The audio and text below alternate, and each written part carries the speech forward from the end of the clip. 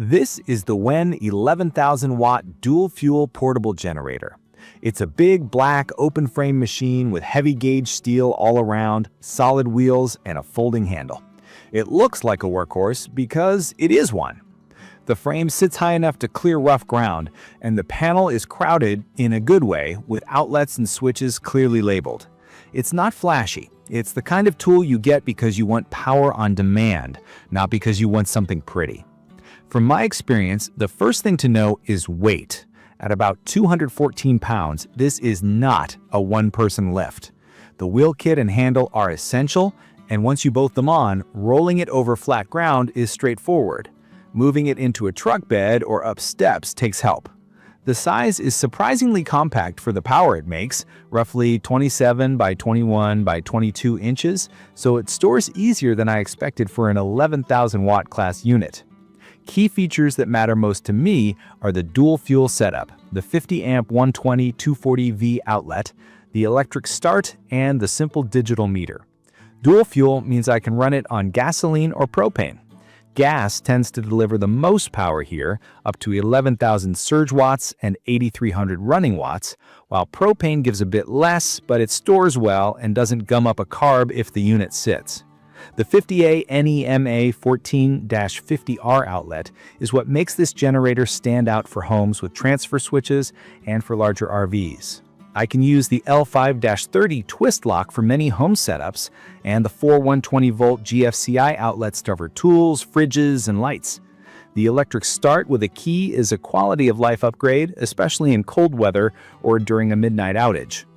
The meter shows voltage, frequency, and hours, which makes it easy to follow the maintenance schedule. In my opinion, the raw power is the main reason to choose this model. On gasoline, I can run a lot of house at once. Think central AC, well pump, water heater, fridges, lights, and still have some headroom if I'm smart about sequencing big loads. For RV use, the 50A port means I can feed the rig properly without sketchy adapters, and both rooftop AC units can run if I manage other appliances. That said, this is not a quiet generator. It's an open frame, high output setup, so the sound profile is closer to a job site unit than a small inverter. I place it far from living areas and angle the exhaust away. Distance and fences help. If noise is a top concern, you'll want to budget time and materials for a ventilated, weather-safe, sound-dampening enclosure. Let's talk power quality in plain terms. Total harmonic distortion, THD, describes how clean the electricity is. Inverter generators make very clean sine waves, which sensitive electronics like computers and UPS systems prefer. This WEN, like most conventional open-frame units, has higher THD. WEN rates it under 15%.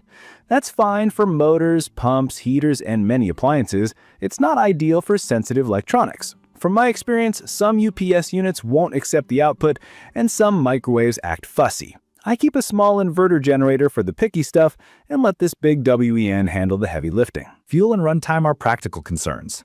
The tank holds about 6.6 gallons. At around a half load, I see roughly 8 to 9 hours on gasoline. Propane is convenient, but on a standard 20-pound tank, I get only a few hours on the main useful load.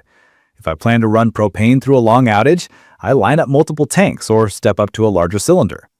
Gasoline gives me the best mix of power and runtime, and I keep stabilizer in my fuel and rotate stock. If you're new to generators, surge watts is the brief peak available for starting big loads, while running watts is the steady output. Big motors, like an AC compressor, draw a spike of power the instant they kick on, so that surge rating matters. Reliability is where the story gets complicated. I've had a strong run with this model doing tough jobs, and I've also seen units that needed attention. From my experience, the build feels solid, but the small parts can be hit or miss. I've seen a starter solenoid give up early on a different unit, and I've seen a carburetor that needed replacing long before it should have. I've also had great luck with WEN customer support shipping parts fast for shipping damage, and I've had frustrating calls where a claim didn't go the way I expected. That inconsistency is worth factoring into your decision. If you're handy and comfortable with basic wrenching, changing a plug, checking valves, replacing a regulator, you'll be better positioned to own a generator like this. A few ownership tips shaped my results. I do a careful break-in with fresh oil, vary the load during the first hours, and change the oil early. I swapped the factory spark plug for a brand I trust. I run the unit under load once a month so it's not a surprise during an outage. I store gasoline with stabilizer and shut off the fuel to let the carb run dry before long storage. Oil changes are a little messy because of the drain placement, so a small funnel and rags help. Keep a spare plug, oil, and an extra propane regulator handy. Also, the DF1100T lacks an onboard carbon monoxide shutoff. If that's a must-have, the DF1100X version adds a CO sensor. Either way, I always run it outside, far from windows and doors, and I keep battery-powered CO alarms indoors.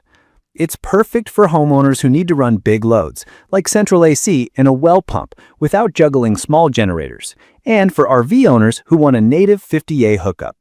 If you only care about laptops, media gear, and networking, I'd steer you to an inverter model with low THD.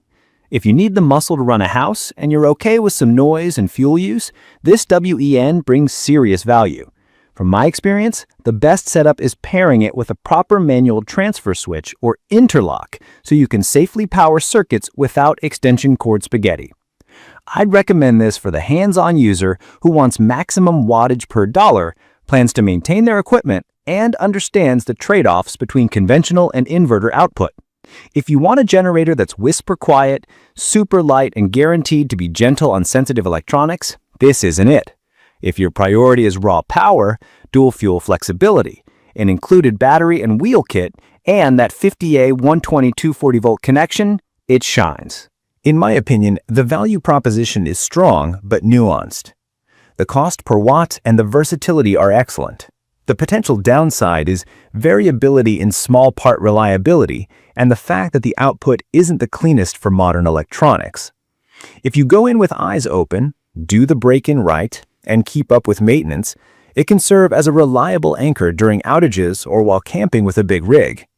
In conclusion, the WEN 11,000-watt dual-fuel generator is a heavy-duty solution with the power to back up a home or feed a 50A RV, plus the convenience of electric start and dual-fuel flexibility. It asks for a bit of mechanical confidence and gives you a lot of wattage and features in return. If that trade makes sense to you, it's a strong pick. If you're new to generators, don't be intimidated. Learn the basics of surge versus running watts, THD, safe placement, and fuel care, and you'll be ahead of most owners on day one. If this video helped, please subscribe to the channel and drop your questions or your experience with this model in the comments. Thank you for watching.